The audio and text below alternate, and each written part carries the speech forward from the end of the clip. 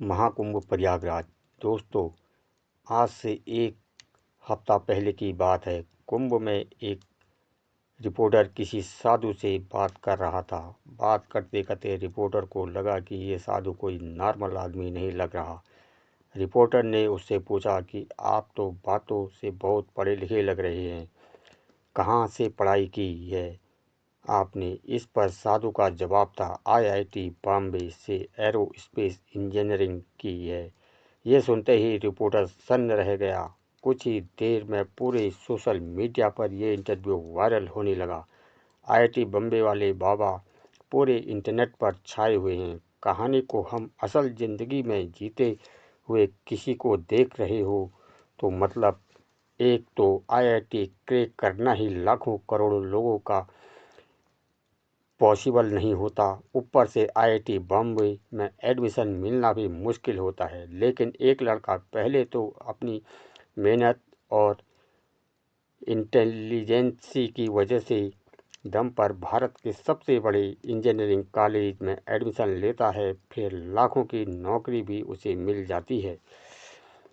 Foreign चले जाता है। उसके पास हर वो चीज़ पाने का मौका होता है जिसका सपना आज एक यंग बच्चा देखता है। मगर एक दिन अचानक वो इस मायावी दुनिया को लात मारकर शिव की शरण में चला जाता है, और इसी बात ने उन्हें रातों रात एक सनसनी बना दिया। धीरे धीरे मीडिया ने जब अभय सिंह का बैकग्राउंड चेक करना शुरू किया तो लोग हैरान रह गए। पता लगा कि वो हरियाणा के झज्जर के एक छोटे से गांव में रहते हैं। वे ग्रेवाल गोत्र के जाट परिवार में पैदा हुए थे। बचपन से पढ़ाई में तेज थे। घर वाले आईआईटी की कोचिंग के लिए कोटा भेजना चाहते थे, मगर वे दिल्ली जाना चाहते थे। अभय ने आईआईटी का एग्ज़ाम क्रैक कर लिया। पहले आईआईटी बॉम्बे से एरोस्पेस इंजीनियरिंग में बीटेक की डिग्री ली, फिर डिजिटल में मास्टर्स की डिग्री ली। अभय सिंह की छोटी बहन कनाडा में रहती है। वो कनाडा नौकरी करने चले गए। कनाडा जाकर उन्होंने एरोस्पेस बनाने वाली कंपनी में काम किया। 5 लाख रुपये उनको सैलरी भी मिलने लगी हर महीने की। जिस टाइम पर वो कनाडा में नौकरी कर रहे थे तभी लॉकडाउन लग गया। अभय सिंह घर में कैद हो गए। उनका शुरू से ही अध्यात्म में इंटरेस्ट था। लॉकडाउन के टाइम उन्हें अपने और ज़िंदगी के बारे में सोचने का ज़्यादा मौका मिला, वक्त मिल चुका था। अब उनका कनाडा में अपनी जॉब से मन उड़ चुका था।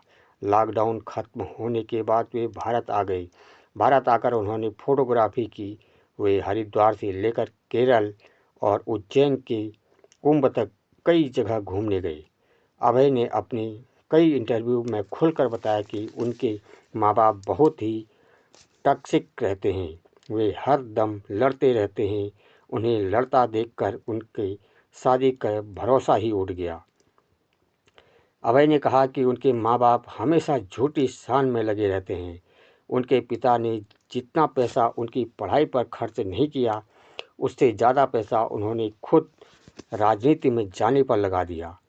उनके आईआईटी से पास आउट होने के बावजूद उनकी माँ चाहती थी कि वे यूपीएससी भी क्लियर कर ले। अभय ने अपनी माँ से कहा कि मेरा मन नहीं है यूपीएससी क्लियर करने का। कलेक्ट करने से तो उनकी माँ ने कहा कि नौकरी ज्वाइन मत करना, बस यूपीएससी क्लियर कर लो। अभय ने कहा कि उनकी माँ को सोसाइटी में बस ये दिखाना था कि उनके लड़के ने यूपीएससी क्लियर कर लिया है। उन्हें मेरी खुशी से कोई लेना देना नहीं था। अभय सिंह ने अपने कई इंटरव्यू में अपने माँ बाप पर खुलकर कोसा है। उनका कहना है कि माँ बाप भगवान नहीं, बल्कि भगवान ने माँ बाप को बनाया है। उन्होंने कहा, मैंने सारी ज़िंदगी अपने माँ बाप को आपस में लड़ते देखा। मैंने उन्हें इतने लड़ते देखा कि मेरे शादी से भरोसा ही उठ गया।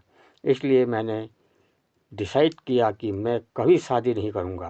अभय कई बार बोल चुके हैं, मगर उनके माँ बाप हमेशा शादी को लेकर उनके पीछे पड़े रहते हैं।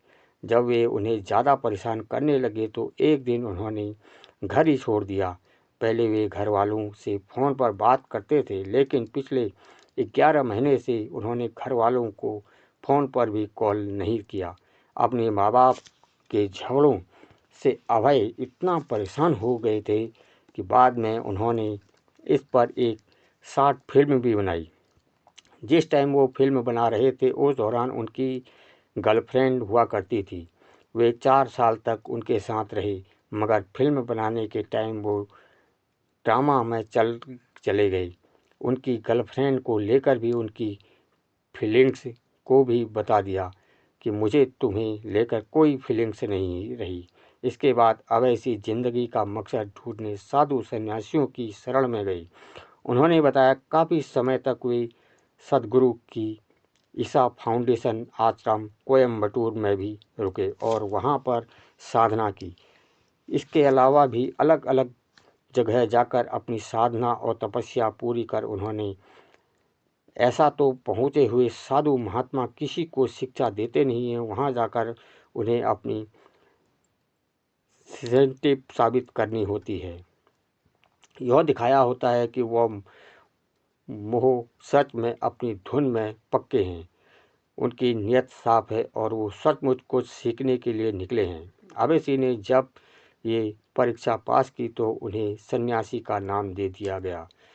शिव की शरण में जाने ही उन्हें जिंदगी का मकसद मिल गया।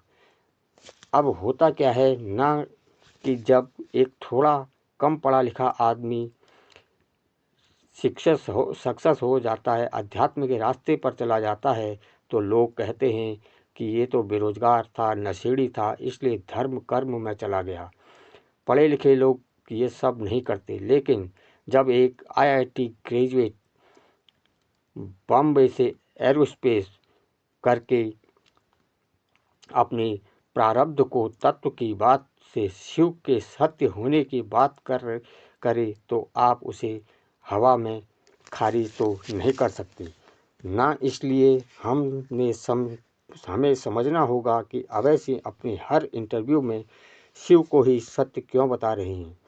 अब अगले कुछ मिनट में तो जो बातें मैं करने वाला हूँ, हो सकता है आप लोगों को समझने में थोड़ा मुश्किल लगे, लेकिन मेरी आपसे रिक्वेस्ट है कि आप लोग प्लीज़ इस वीडियो को पूरा देखिए, क्योंकि अगर आपने शिव के बारे में सत्य जान लिया तो हम ये भी समझ जाएंगे कि आखिर वो कौन सा रीज़न था, कौन सी वजह थी जिसके अभय सिंह ने सारी दुनिया को छोड़कर शिव की शरण में आने के लिए मजबूर कर दिया। हम ये भी जान जाएंगे कि उन्हें शिव की शरण में आकर क्यों शांति मिली, कैसे शांति मिली। तो दोस्तों, बात ये है कि सनातन परंपरा में शिव को परम ब्रह्मा माना गया है। मतलब ये सारी सृष्टि उन्हीं पर टिकी है। वो ना तो जन्म लेते हैं और ना ही उनकी मृत्यु होती है, इसलिए शिव को शाश्वत और अनंत माना गया है। अब आप और हम जिस दुनिया में रह रहे हैं ये तो नाश्वर है, ये आज है कल नहीं है, लेकिन शिव सत्य है। इस दुनिया का सच वक्त पर बदलता है, लेकिन शिव का सत्य समय से परे है। उसका अस्तित्व कल भी है, कल भी था और कल भी रहेगा। शिव को इसलिए महाकाल भी कहा जाता है क्योंकि वो काल से भी परे हैं। अब इन्हीं शिव को आदि गुरु भी कहा जाता है। मतलब उन्होंने न सिर्फ ये सारी दुनिया बनाई, बल्कि वो इस दुनिया को चला भी रहे हैं। दुनिया की हर चीज़ में उन्हीं की ऊर्जा है और इस दुनिया को बचाने वाले भी वही हैं। मतलब वही इस दुनिया के फाउंडर भी हैं, CEO भी हैं, COO भी वही हैं। हमारे योग शास्त्र में कहा गया है कुंडलिनी जागरण का आधार भी शिव ही है। मतलब अगर आपको अपनी आत्मा को परम सत्य से जोड़ना है तो आपको शिव पर ही ध्यान लगाना होगा। अब अभय सिंह अगर बार बार ये कहते हैं कि शिव ही सत्य है, तो वे वही बात कर रहे हैं जो हजारों सालों से हमारी सनातन परंपरा कर रही है। कह रही है। जो आज लोग इस बात को नहीं समझते तो उनके लिए तो कुछ भी भारी भरकम शब्द है, मगर जो लोग थोड़ा बहुत भी जानकारी रखते हैं वे अच्छे से जान रहे होंगे कि अभय सिंह शिव को ही सत्य होने की बात क्यों कह रहे हैं, क्योंकि शिव ही शाश्वत है, अनंत है और अभी ना बदलने वाली इस यूनिवर्सल कॉन्फ्रेंस से सिंबल भी है। मतलब इस दुनिया में जो भी कुछ है उसमें शिव है, इसलिए कहा गया है कि शिव ही सत्य है। और इसलिए एक आईआईटी बॉम्बे ग्रेजुएट ने सारी दुनिया के सुख सुविधाएं छोड़कर उसके सामने सरेंडर कर दिया। अब कहना तो नहीं चाहिए, मगर ज़्यादातर रिपोर्टर जो इसमें बातें कर रहे हैं या कह चुके हैं, उन्हें या तो इनकी बातें समझ नहीं आती हैं या फिर उन्हें यह पता नहीं लगता है कि उनके किसी जवाब में क्या सवाल छुपे। उनके लिए अभय सिंह जी की बातें ऐसी ही हैं जैसे कि नर्सरी के बच्चे को अगर मेटाफिजिक्स की क्लास में बैठा दिया जाए तो रिपोर्टर और कुछ यूट्यूबर यूज के लिए अभय सिंह के पास इंटरव्यू करने जा तो रहे हैं, मगर इसमें से कोई भी समझ नहीं पा रहा है कि वो कहना क्या चाहते हैं।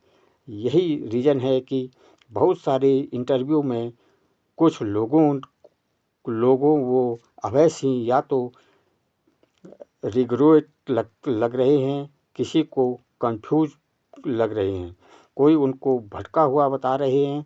तो सारी बातें इसलिए दोस्तों, क्योंकि जीवन में टाल का रील्स और के अलावा इनमें से ज़्यादातर ने कुछ देखा पढ़ा तो नहीं है। कुंभ की इस पवित्रता और भव्यता पर पूरे दुनिया फिदा है, जिसे कवर करने अमेरिका से लेकर सऊदी अरब तक के रिपोर्टर आए हैं। हमारी ही मीडिया ने एक सेक्शन में उनकी गहराई और उनके धार्मिक महत्व का कुछ पता ही नहीं है। कुछ लोग तो बस धड़ाधड़ अभय सिंह जी के रील्स को सिर्फ इसलिए शेयर कर रहे हैं कि देखो एक आईआईटी का बंदा साधु कैसे बन गया। जैसे हर माँ बाप को लगता है ना कि भगत सिंह पैदा हो तो हमारे पड़ोसी के घर में, मेरे घर में नहीं। उसी तरह बहुत सारे भारतीय इस बात के लिए अभय सिंह की तारीफ कर रहे हैं कि देखो अध्यात्म के लिए रिप्रेजेंटेटिव के लिए उनके इतने सब कुछ छोड़ दिया, इसलिए लेकिन इसके कोई क्यों छोड़ा, कैसे छोड़ा, किस वजह से छोड़ा, इसे समझने का टाइम किसी के पास नहीं है।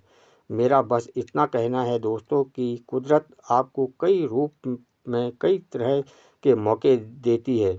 नॉर्मल साधु संत और बाबा लोग तो आपको अनपढ़ और बेरोजगार लगते हैं, तो आप उन पर ज़्यादातर ध्यान देते ही नहीं हो। लेकिन अगर कोई हाईलाइट एजुकेटेड आदमी सनातन के बारे में कुछ कह रहा है तो वो विज्ञान के जरिए आपको अपना धर्म समझा रहा है, तो कम से कम उसकी सुन लो। उसके बहाने अपने इंटरव्यू आपने ही धर्म में पैदा कर लो।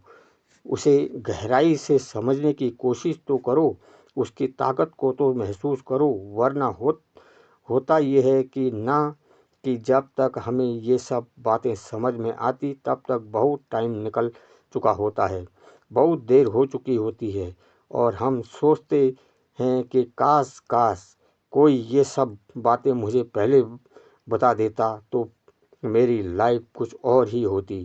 तो दोस्तों, मैं अपने बारे में ज़्यादा बात तो नहीं करता, लेकिन एक शिव भक्त होने के नाते मैं आपको बता सकता हूँ कि मैं भी इस जीवन को जिया है।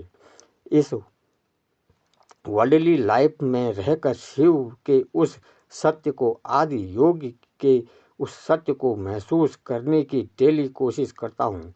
और मैं आपको बता नहीं सकता कि इससे मेरे लाइफ को कैसे बदला है। इसलिए आप भी अगर इस सच को जितना जल्दी पहचान लेंगे उतना आप ही के लिए बेटर होगा। बाकी आपका इस पूरे मामले पर क्या कहना है आईआईटी वाले बाबा के बारे में आप क्या सोचते हैं, कमेंट करके ज़रूर बताइए। वीडियो पसंद आई हो तो इसे अपने हर एक दोस्त को ज़रूर शेयर करिए। और अगर महाकुंभ जाने की सोच रहे हैं तो आप ज़रूर जाइए, आपको बहुत सी पॉजिटिव जानकारी इसमें मिलेंगी। बाकी आप ख्याल रखिए, जल्दी मिलते हैं। महादेव की कृपा आप सब पर बरसे। जय श्री राम। हर हर महादेव।